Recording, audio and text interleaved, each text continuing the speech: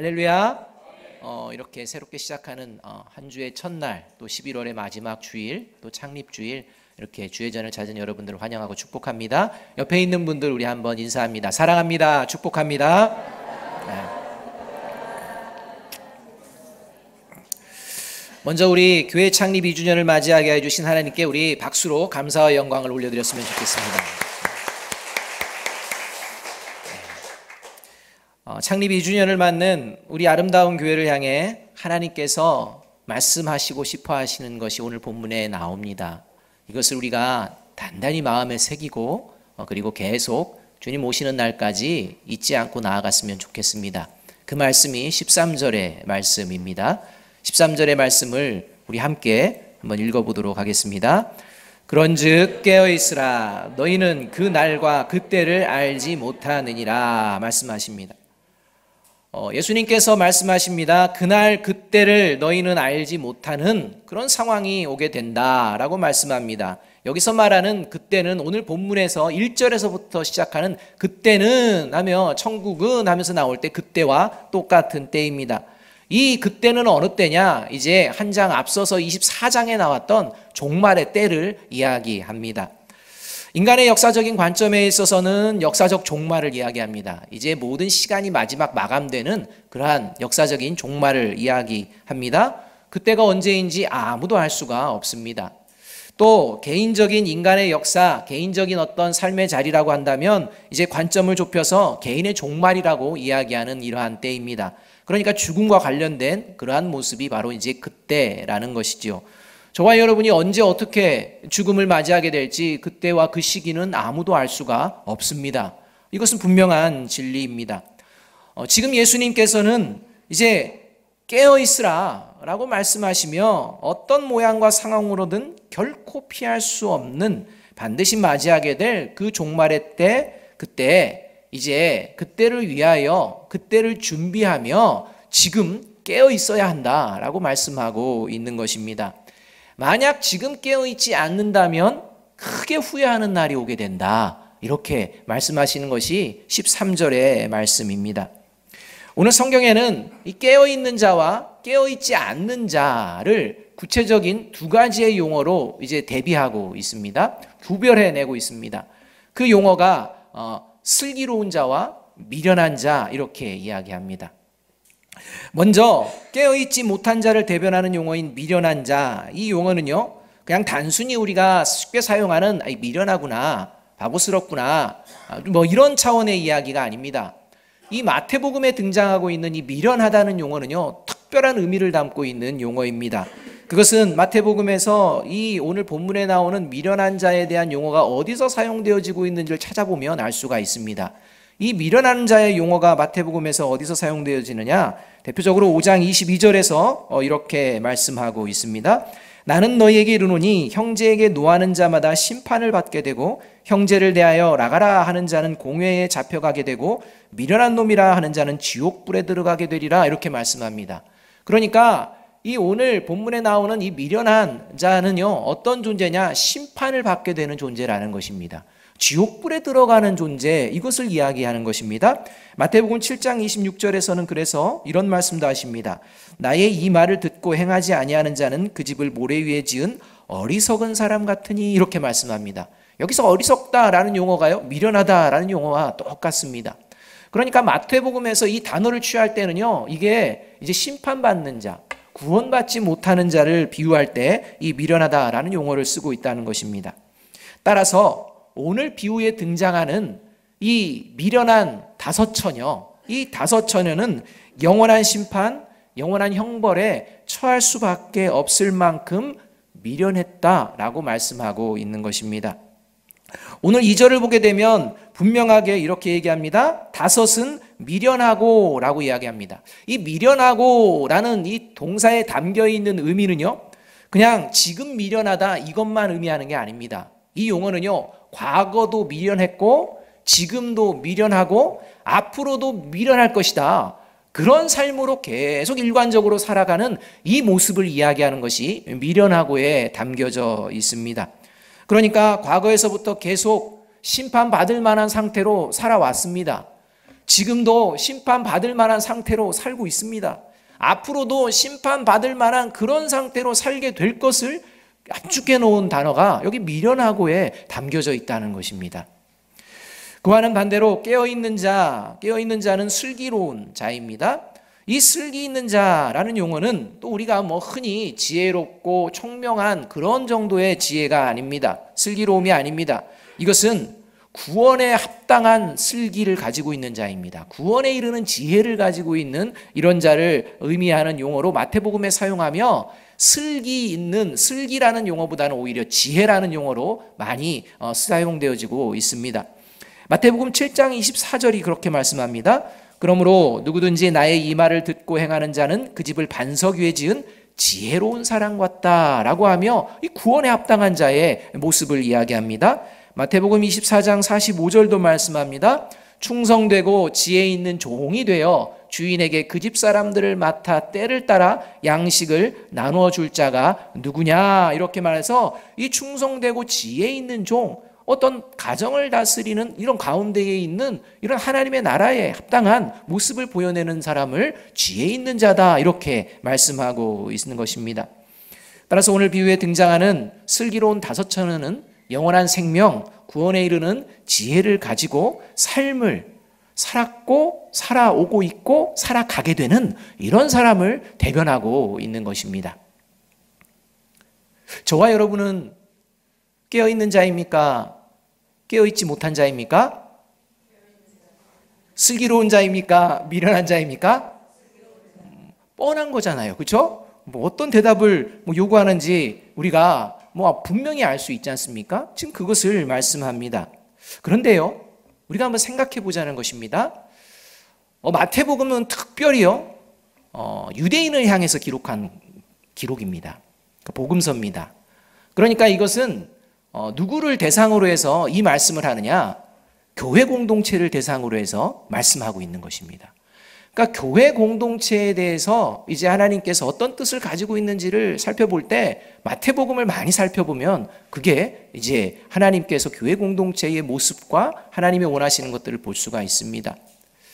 오늘 보게 되면요, 오늘 본문 1절에 분명히 이렇게 얘기합니다. 천국은 마치 등을 들고 신랑을 맞으러 나간 열 처녀와 같다, 이렇게 말합니다. 천국은 맨 마지막 열 처녀와 같다, 이렇게 얘기합니다. 여러분, 이 의미가 무엇인지 알려면 이게 바로 교회 공동체를 말씀하고 있다라는 것을 우리가 염두에 두어야 합니다. 교회 공동체는 무엇을 보여내는 공동체입니까? 천국입니다. 하나님의 나라입니다. 그런데 이 하나님의 나라라고 생각하는 이 교회 공동체, 이 땅의 교회 공동체 가운데 어떤 존재들이 있다? 열 처녀가 있다, 이렇게 되는 것입니다. 이 열 처녀 중에 어떤 존재가 있다? 슬기로운 자 5, 미련한 자 5 있다는 것입니다. 자, 여기가 이렇게 쫙 나눠졌는데요, 어느 쪽이 슬기로운 자일까요? 어느 쪽이 미련한 자일까요? 여러분, 오늘 예수님께서 말씀하시는데 왜 굳이 5 이렇게 나누시는 것입니까? 그냥 좋으면 슬기로운 자 9, 미련한 자 1 해서 교회 공동체가 좀 그렇게 보이면 얼마나 좋겠습니까? 그런데 하나님은요, 5 이렇게 나누십니다. 어떤 의미가 담겨져 있을까요? 여러분, 하나님의 구원과 심판은 공정하다는 것입니다. 하나님의 구원과 심판은 정확하다는 것입니다. 저와 여러분, 오늘 이 자리에 모두 예배드리지만 정확하게 슬기로운 자와 미련한 자를 구별하신 분이 하나님이십니다. 이 하나님 앞에 이제 저와 여러분이 고백한 저는 슬기로운 자이지요 라는 이 고백이 하나님께 인정받는 그 귀한 예배의 자리가 되어지기를 주님의 이름으로 축복합니다. 그렇다면 이 영생의 복을 누릴 수 있는 하나님의 나라에 합당한 슬기로운 처녀, 그 처녀의 특징이 뭐냐? 그게 바로 13절에 나오는 것입니다. 깨어있다는 것입니다. 깨어있다는 겁니다. 눈 감고 계신 분 눈 뜨십시오. 깨어있답니다. 이 얘기를 들으면서도 눈 감으시면 안 됩니다. 여러분, 깨어있다는 게 무슨 말일까요? 저와 여러분은 깨어있을까요? 깨어있는 존재로 살아갈 수 있을까요? 보자는 것입니다. 첫 번째, 깨어있다는 것은 내가 교회라는 사실을 기억하며 살아내는 것을 말합니다.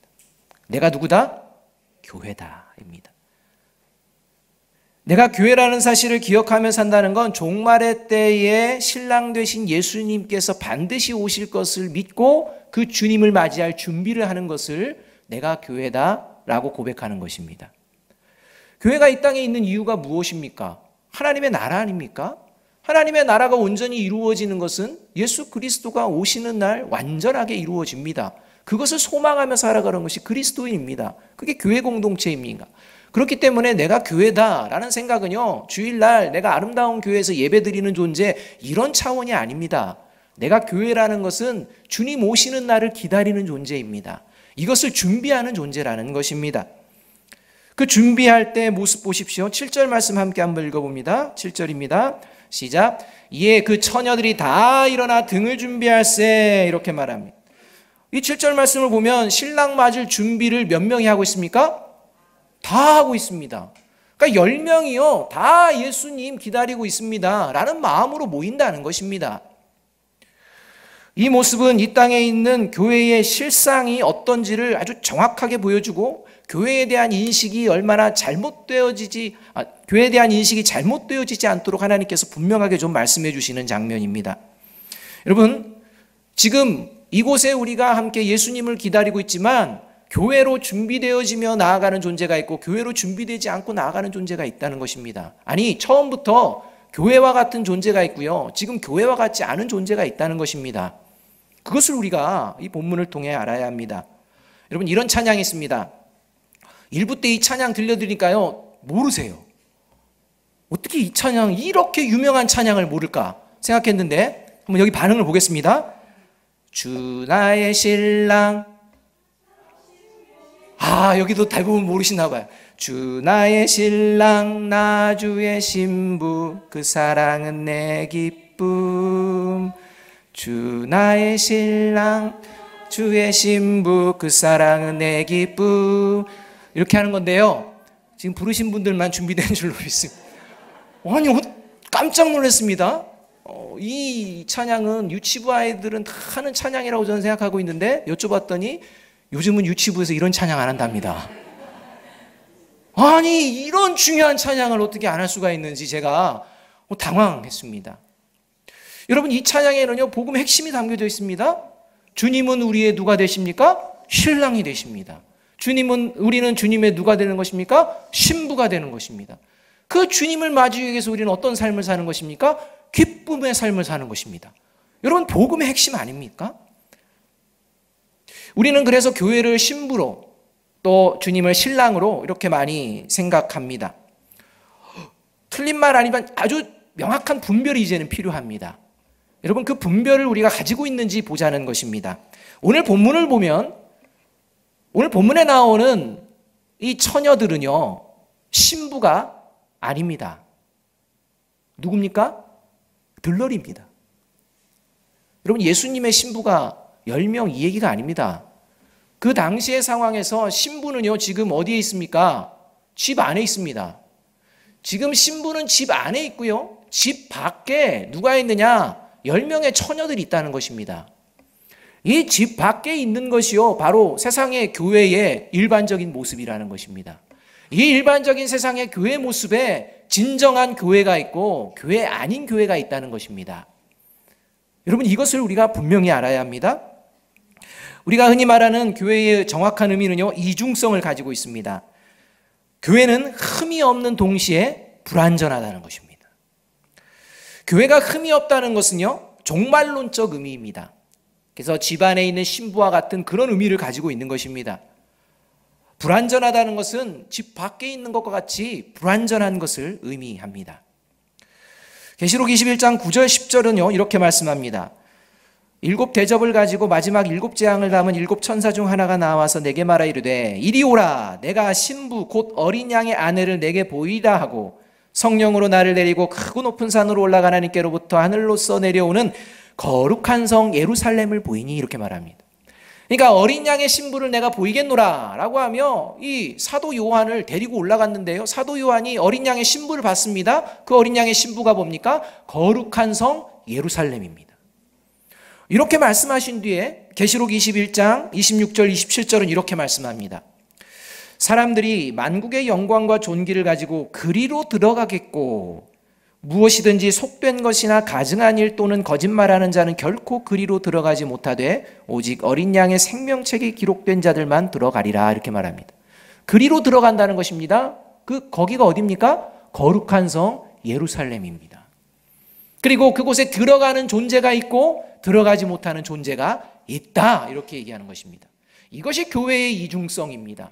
저와 여러분의 이중성이라는 것입니다. 저와 여러분을 서로 볼 때 바라봐야 한다는 것입니다. 여러분, 이제 정신을 맑게 하시고 들으십시오. 잘못하면 또 이학준 목사 이단 같은 소리 하고 있네, 이렇게 얘기할 수 있기 때문에. 예수 그리스도께서 머리 되신 예수 그리스도께서 십자가의 보혈로 아름다운 상처로 세워주신 교회는 흠이 없이 완전한 교회가 될 줄로 믿습니다. 그 교회는요, 흠이 없는 교회입니다. 이것이 집안에 있는 신부의 의미라면, 그런데 우리가 실제로 경험하는 교회는요, 문제가 있다는 것입니다. 그것이 들러리와 같습니다. 10명의 처녀와 같습니다. 문제 있는 게 있다는 것입니다. 그래서 교회가 문제 있어 보이는 이유는 교회에 모이는 사람들 때문이라는 것을 우리가 잊어서는 안 됩니다. 그 누구 때문이 아니라 누구 때문입니까? 나 때문입니다. 여러분, 여기서 우리가 이제 생각을 해야 됩니다. 여러분, 우리 아름다운 교회 문제가 있습니까? 없습니까? 우리 아름다운 교회 문제 있습니까? 없습니까? 벌써부터 말씀을 이제 제대로 들으신 분은 제대로 답하는. 제가 여러분들에게 물어본 게 아니라요, 아름다운 교회를 물어본 것입니다. 이 아름다운 교회가 세워진 것은 주님의 십자가, 주님의 보혈, 주님을 따르고자 하는 하나님의 백성들이 세운 줄로 믿습니다. 아름다운 교회 자체에는요, 문제가 없습니다. 근데 누가 문제입니까? 그렇죠. 내가 문제입니다. 내가 문제가 아닌지 보라는 것입니다. 깨어있는지 보라는 것입니다. 그래서 사도 바울은요, 당시에 문제가 아주 많았던, 정말 저것도 교회야? 라고 생각할 수 있을 만한 고린도 교회를 향해 처음 편지를 쓰며 2절에서 분명하게 이렇게 얘기합니다. 고린도에 있는 하나님의 교회 곧 그리스도 예수 안에서 거룩하여지고 성도라 부르심을 받은 자, 이렇게 고백합니다. 왜입니까? 성도 개개인을 보는 게 아니라요, 그 교회를 세우신 분을 보는 것입니다. 그렇기 때문에 고린도 교회는 거룩한 교회다, 이렇게 언급하고 나서 어떻게 이렇게 거룩한 교회에 이렇게 미련한 자와 같이 하나님에 합당하지 않은 존재들이 이렇게 많아질 수가 있겠느냐, 이런 것이 바로 고린도 교회를 향한 편지라는 것입니다. 우리는 알아야 합니다. 아름다운 교회는 문제가 없습니다. 문제가 보이십니까? 누구 때문입니까? 나와 여러분 때문입니다. 나 때문인 경우들이 많이 있을 수 있습니다. 여러분, 이것을 먼저 살펴야 한다는 것입니다. 어떤 상황에서도 내가 교회라는 사실을 잊지 마시기 바랍니다. 이 나로 하나님께서 이 거룩하고 흠이 없는 교회로 이끌어 가실 줄로 믿고 내 안에 있는 문제를 하나님 앞에 다 올려드리며 내가 교회로 계속해서 성장하는 복된 아름다운 교회가 되어지기를 주님의 이름으로 축복합니다. 둘째로 깨어있다는 말은, 그래서 이 내가 교회다라고 하는 사람에게는요, 구원에 이르는 진리가 있습니다. 그리고 이 진리를 양보하지 않습니다. 그냥 쉬운 말로 예수 그리스도의 이름만이 구원입니다. 예수 그리스도만이 우리를 하나님의 자녀 삼아 주십니다. 예수 그리스도 이름만이 온전하게 새롭게 하시는 그 유일한 통로입니다. 이렇게 고백하며 양보하지 않는 이런 모습이 이제 깨어있는 사람들의 모습이라는 것입니다. 9절의 말씀 함께 한번 읽어보겠습니다. 9절 말씀입니다. 시작. 슬기 있는 자들이 대답하여 이르되 우리와 너희가 쓰기에 다 부족할까 하노니 차라리 파는 자들에게 가서 너희 쓸 것을 사라 하니, 이렇게 말씀합니다. 여러분, 이것은요, 인간적인 면에서는 참 너무 못된 것 같습니다. 왜냐하면요, 기름이 떨어졌습니다. 그래서 기름 좀 이제 불 좀 켜게 기름 조금 나눠줘. 다 달라는 것도 아닙니다. 좀 나눠줘. 이렇게 하는데요, 이 슬기로운 다섯처녀가 매몰차게 이거 안 된다. 거절하는 것입니다. 여러분, 나누어 줄 수 있는 것이 있고 나누어 줄 수 없는 것이 있습니다. 사람에게 나누어 줄 수 있는 것들이 많이 있습니다. 예를 들면 돈 나누어 줄 수 있습니까? 없습니까? 지금 대답 안 하신 분들은 내 돈은 결코 나눌 수 없어. 내가 왜 나눠? 내 건데. 이렇게 생각하는. 돈은 나눌 수 있습니다. 네, 돈은 나눌 수 있습니다. 여러분, 물건 서로 나눌 수 있습니까? 없습니까? 나눌 수 있습니다. 뭐 아나바다 운동 그런 게 다 그런 거 아닙니까? 서로 나눠 쓰자 이런 거 아니겠습니까? 나눠 쓸 수 있습니다. 건강 나눠 쓸 수 있을까요? 없을까요? 이제 충돌이 됩니다. 이거 없어요? 있어요? 나옵니다. 있습니다. 여러분, 내가 간이 문제가 생겨가지고 이제 죽음에 이르렀습니다. 근데요, 누가 간을 나에게 나눠주었습니다. 여러분, 살 수 있습니까? 없습니까? 있습니다. 폐에 문제가 생겼습니다. 양쪽 다 문제가 생겼는데 한쪽은 살리면 살릴 수가 있는데 죽어가고 있습니다. 근데 다른 사람이 그 폐를 나눠주면 어떻게 됩니까? 살 수 있습니다. 여러분, 이만큼 과학이 발전했습니다. 이만큼 예전에는 생각지도 못하는, 나눌 수 없다고 생각하는 것들도 나눌 수 있는 상황까지도 이릅니다. 이러다 보니까요, 이제는 인간이 어떤 생각을 하느냐, 나누지 못하는 게 없다. 다 우리는 뭔가 함께해서 이룰 수 있다. 이렇게까지 생각합니다. 그런데 그렇지가 않습니다. 지난주 우여곡절 끝에 수능을 치렀는데요, 친한 친구 2명이요 수능을 치르고 자기들끼리 채점을 했습니다. 그랬더니요, 한 친구 점수가요 높아요. 100점이에요. 만점. 한 친구 점수가요, 이게 안 돼요. 원하는 대학이. 근데 이 둘을 합쳐가지고 탁 나누니까 둘 다 들어가요.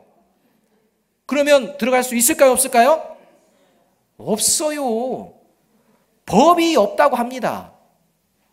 여러분, 여러분들이요, 막 취직 준비하고 자녀들이 뭔가를 막 준비하며 하는데요, 그 준비하는 과정 가운데 여러 가지 스펙들이 필요합니다. 스펙이 많은 친구가 있고 스펙이 좀 적은 친구가 있습니다. 경제 형편도 어렵고 해가지고 스펙을 못 쌓았습니다. 그래서 스펙을 많이 쌓은 친구가 스펙을 다 갖다가 너 줄 테니까 이력서에 써. 내가 빌려줬다고 써. 하면 그것을 보는 인사 담당하는 사람이 아유, 훌륭한 친구를 뒀네요. 이렇습니까? 아닙니다. 이런 거짓된 것을 써가지고 왔다라고. 이게 법입니다. 나눠줄 수가 없는 법이 있습니다. 그게 하늘의 법, 구원의 법입니다. 구원에 대한 진리입니다. 구원은 나눌 수가 없습니다. 믿음은 나눠줄 수가 없습니다. 구원은 반드시 자신의 믿음에 의해서만 이루어집니다. 천주교의 문제가 있는 것이 이 부분입니다. 천주교가 다 타락했다고 제가 말씀하지 않습니다. 근데 천주교가 타락한 것을 그대로 붙들려고 한다는 것입니다. 이런 걸 내려놓아야 됩니다. 천주교는요, 구원도 어떻게 할 수 있다? 나눌 수 있다. 이렇게 됩니다. 그러니까 하나님의 나라에 이르는 구원도 나눠주면 구원 못 받았던 자가 하나님의 나라에 갈 수 있다. 이렇게 얘기하는 것입니다. 그게 연옥사상입니다. 그래서 이 땅을 살다가 이제 하나님 나라에 합당치 못한 정도의 모습을 가진 사람들은 연옥에 이제 머뭅니다. 그리고 이 연옥에 머무는 사람들을 위해서 이제 살아있는, 남아있는 사람들이 기도를 열심히 하고 공로를 쌓아서 그것으로 그 연옥에 있는 성도를 위하여 기도하고 헌금하고 열심히 뭔가를 해서 봉사하고 선한 일을 해서 하게 되면 그 사람이 정해진 날 연옥에서 천국으로 이동한다는 것입니다. 그래서 11월 2일 같은 경우를 위령의 날이다 정해놓고 천주교에서 이 연옥에서 있는 지체들을 위해서 막 기도하는 것입니다. 오늘 슬기로운 다섯처녀가 미련한 다섯처녀에게 기름을 나눠줄 수 없었던 것은요, 뭐 인간성이 안 좋아서 아니요, 표면적으로 시간적인 문제 아니요, 구원의 문제입니다. 만일 구원의 문제가 타인의 믿음에 의해서 가능한 것이다, 천주교에서 이야기하는 것처럼 연옥이 가능하다라고 했다면 이 10처녀의 비유는요, 다르게 써집니다. 어떻게 써질까요? 우리에게 기름을 좀 나눠줘 하면 다섯 처녀가 어떻게 해야 되는 것입니까? 그래, 우리 나눠줄게. 얼마나 행복합니까? 얼마나 아름답습니까? 얼마나 그 염려하던 사람이 염려가 사라집니까? 그런데 그렇게 얘기하지 않습니다. 사람의 마음 편하게 하려고, 사람의 마음 그냥 위로하려고 그렇게 진리를 왜곡해서는 안 되는 것입니다. 참으로 답답한데도 불구하고 바뀌지 않습니다. 기름을 나눠달라는 5명 모두 어려워도 그냥 한 명만이라도 우리가 십시일반해가지고 5명이 나눠서 한 명이라도 주자, 이런 얘기도 없습니다. 또 슬기로 미련한 5처녀 5명이 가위바위보 해가지고 한 명만 대표로 기름 5사람분 사오자.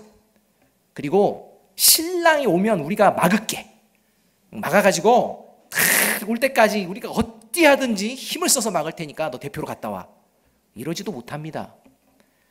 각자가 가야 했고, 각자가 사야 했고, 각자가 가지고 와야 했습니다. 이게 구원입니다. 이런 이야기를 들은 적이 있습니다. 예수님을 믿어야 천국에 갈 수 있습니다 라는 얘기를 하니까 대뜸 그러면 난 교회 안 다닙니다, 이렇게 한다는 것입니다. 예수 안 믿어요. 왜입니까? 우리 부모님은 예수 믿지 않고 돌아가셨습니다. 우리 부모님 효도한다고 제사도 하고 이렇게 하는데, 그러면 나는 예수 믿으면 죽으면 천국에 간다고 하고 부모님은 천국에 없고 내가 부모님을 만나뵐 수가 없는데 그런 불효가 어디 있습니까? 나는 그런 불효를 안 저지르겠습니다. 부모님 있는 곳에 함께 있겠습니다. 그러니 나는 예수 안 믿겠습니다. 이러고 예수를 안 믿는다는 그런 얘기를 들었던 적이 있습니다. 여러분, 얼마나 미련합니까? 뭐 자기는요 부모님을 사랑하는 것 같이 보입니다. 여러분, 이게 사랑입니까? 정말 부모님의 마음을 안다면 이렇게 이야기할 수가 있겠습니까? 여러분, 부모님이요 설령 지옥에 가 있을지라도 부모님이 생각하면서 아이고 나는 지옥에 왔는데 내 자녀도 지옥에 와야 될 텐데 내가 지옥에 왔으니 너도 지옥에 오렴, 이런 부모가 있겠습니까? 없습니다. 내가 설령 지옥에 와 있을지라도 내 자녀를 생각하면 어디로 가야 한다라고 하는 것입니까? 천국에 가야 한다. 이게 자녀를 사랑하는 부모 아니겠습니까? 그래서 거지 나사로의 비유에서 그 비유가 나오는 것입니다. 나로 하여금 우리 가족들에게 좀 복원해 주세요. 진짜 천국이 있다는 것을 알려주세요 라고 하니까 예수님께서 분명히 말씀합니다. 이미 기록된 모세의 율법과 하나님의 말씀이 있다. 그걸로 끝이다. 이렇게 말씀합니다. 오직 예수 그리스도만이, 오직 하나님의 말씀인 성경만이 진리요 구원에 이르는 길임을 확신하며 스스로에게 그리고 세상에 선포해내는 저와 여러분이 되기를 간절히 바랍니다. 이것이 깨어있는 말이라는 것입니다. 마지막 세 번째로 깨어있다는 말은요, 교회다운 모습으로 세워지고 있는지 보아야 합니다. 우리 8절 말씀을 함께 한번 읽어보겠습니다. 8절 말씀입니다. 시작. 미련한 자들이 슬기 있는 자들에게 이르되 우리 등불이 꺼져가니 너희 기름을 좀 나눠달라 하거늘, 이렇게 말합니다.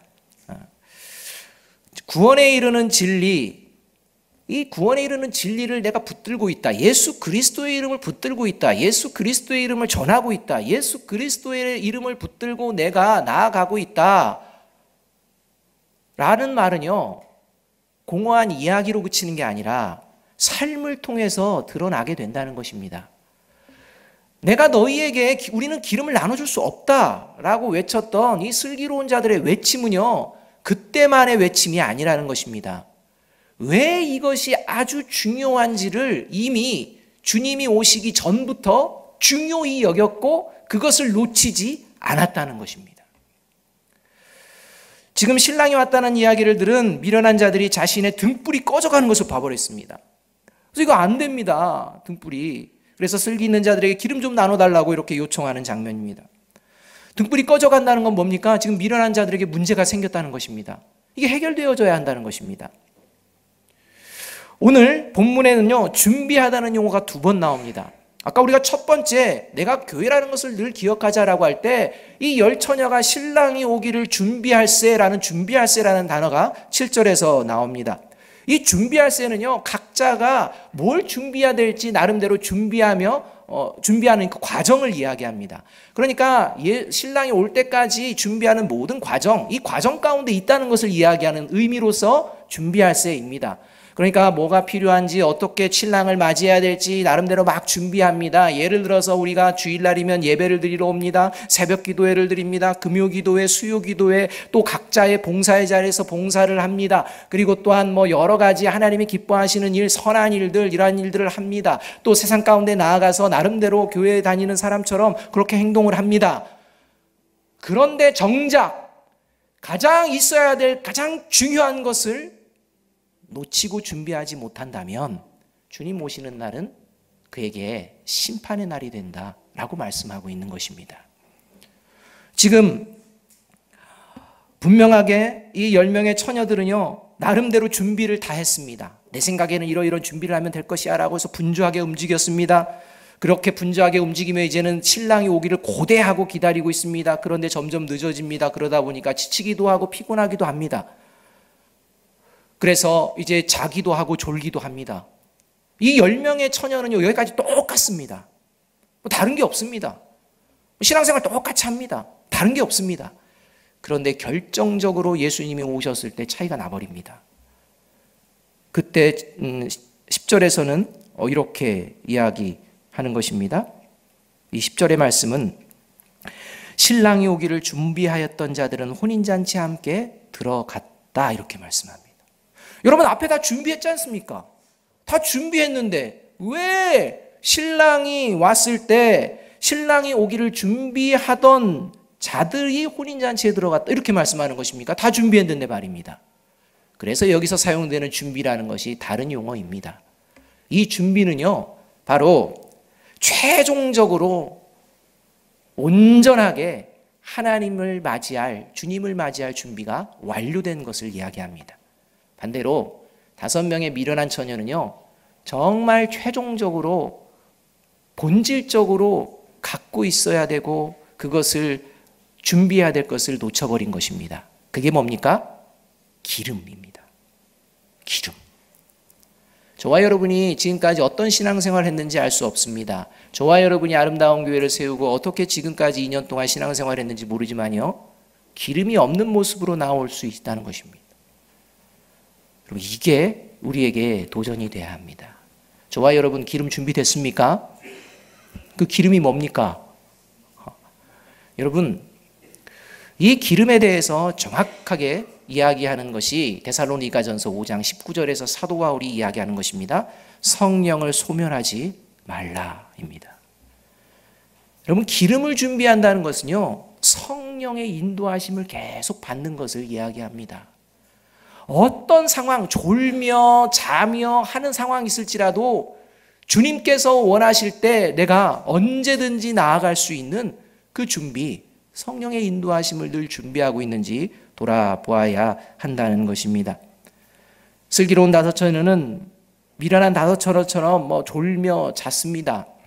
그러나 신랑이 온다는 소리를 들었을 때 자신이 어떤 준비를 해야 될지 이미 다 준비가 되어져 있고 그 인도하심을 따라 들고 나아가는 것을 볼 수가 있다는 것입니다.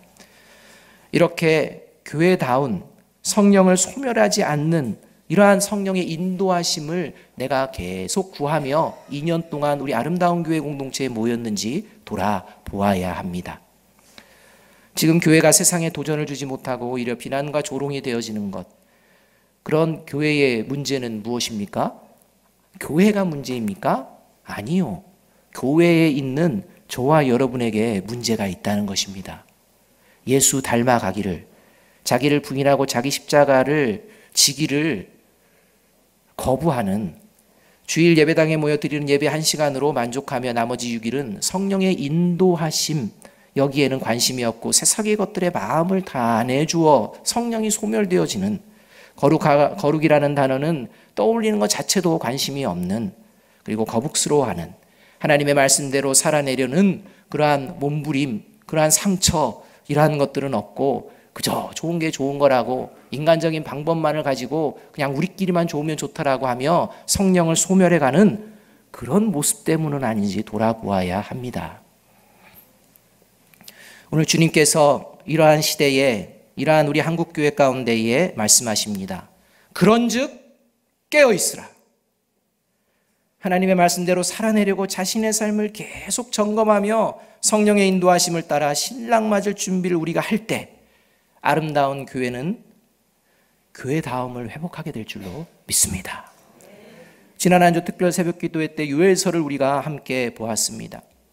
하나님이 택하신 이스라엘 백성, 가나안 땅을 허락하신 이스라엘 백성들, 자신들은 하나님의 백성이라고, 우리는 하나님의 구원이 언제든지 함께하며 결코 여호와의 날은 기쁨의 날일 것이라고 생각하던, 망하지 않을 것이라고 생각하던 그 이스라엘 백성들을 향해 여호와의 날이 심판의 날이 될 것이다 라는 이 말씀 붙들고 요엘이 경고하며 그들을 회복의 자리로 이끌어가는 모습을 우리가 보았습니다. 옷을 찢지 말고 마음을 찢으라 라고 말씀하였습니다. 왜 그렇게 말씀하시는 것입니까? 깨어있지 않기 때문입니다. 깨어있지 않으려고 하기 때문입니다. 주님을 맞을 준비를 하지 않고 율법을 주셨으나 율법의 의미를 제대로 깨달으려 하지도 않았고, 영원한 진리 되신 하나님을 붙들지 않고 그저 세상 사랑하고 세상의 것들을 붙들고 나아갔던 그 이스라엘 백성들을 향한 하나님의 사랑스러운 경고의 외침 아니었습니까? 이와 같이 변질되어지는 교회 공동체를 바라보며 아픈 마음으로 떠난 주의 자녀들이 모여서 2년 전 이곳에 주님께서 기뻐하시는 아름다운 교회 공동체가 세워졌습니다. 1년이 지나는 동안 어느새 우리도 모르는 사이에 영적으로 잠들어 가는 모습으로 변질되고 있는 것은 아닌지 돌아봅시다. 마태복음 26장 38절과 41절에서 예수님께서는 겟세마네 동산에서 기도하시며 제자들에게 내 마음이 매우 고민하여 죽게 되었으니 나와 함께 깨어있으라 부탁하십니다. 그리고 깨어있지 못한 제자들을 보시며 또 말씀하십니다. 시험에 들지 않게 깨어 기도하라. 골로새서 4장 2절에서도 말씀합니다. 기도를 계속하고 기도에 감사함으로 깨어있으라. 베드로전서 5장 8절은 말씀합니다. 근신하라 깨어라. 너희 대적마귀가 우는 사자같이 두루다니며 삼킬 자를 찾나니. 옆에 계신 분들이 우는 사자가 되지 않기를 주님의 이름으로 축복합니다. 옆에 계신 분들이 하나님의 슬기로운 자들이 되어지기를 주님의 이름으로 축복합니다. 무엇보다도 중요한 것은 내가 우는 사자가 되지 않기를 주님의 이름으로 간구합니다. 내가 슬기로운 자가 되기를, 깨어있는 자가 되기를 다시 한번 주님 앞에 기도하는 저와 여러분이 되어지기를 바랍니다.